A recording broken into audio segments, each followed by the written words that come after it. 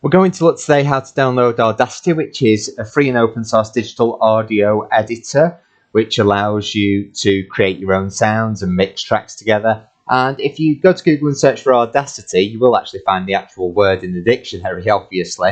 But the website you are looking out for is audacityteam.org. And if you click on that, it will take you through to this website, which is the official website. And then you can click on the Download Audacity button that's near the bottom of the page that you land on.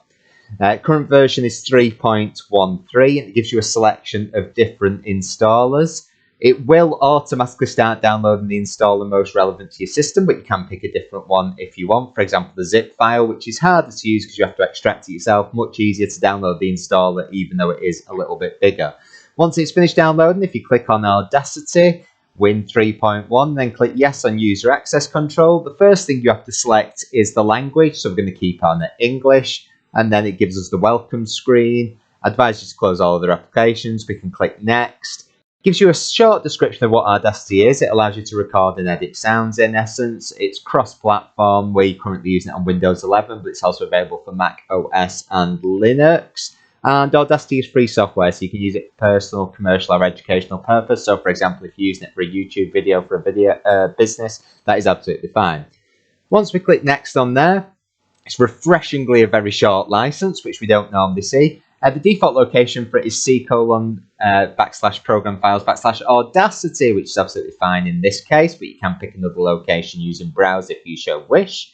Then once you click next, it'll ask you if you want to create a desktop shortcut. We're going to uncheck that so it doesn't create a desktop shortcut. And there is this box that says reset preferences. That's only relevant if you've had Audacity installed on the computer before. We could tick it at the moment because we've never installed Audacity on this computer and it won't make a difference. But if you do have previous version on there, reset preferences will reset all the personalization that you set, so it would be recommended not to tick it. If we then click next, it gives you a summary of what's going to happen, mainly the install location. Once you click install, it'll begin extracting the files. The process should be quite fast. And then it gives you a short overview of things that have changed, licensing, bit of a longer bit. And we click next on that. And once you've agreed to that license by clicking next, there's a box to tick, launch Audacity. And if you click finish, it will launch Audacity for a small splash screen. And then it will advise you that it wants to let you know if there is any updates available, which is absolutely fine. We'll click OK. And it tells you what's new in Audacity 3.1.3 if you are upgrading from a previous version. If we close the welcome screen, we're now on the main Audacity screen where you are ready to create your first project.